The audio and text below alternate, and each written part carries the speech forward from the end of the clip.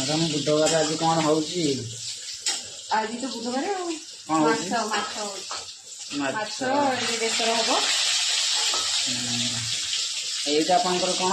ଏଇଟା ମାଛ ମଞ୍ଜି ବିହନ ପିଆଜ ଲଙ୍କା ଫଙ୍କା ପକେଇ ସେ ଟିକେ ଭାଜିବି।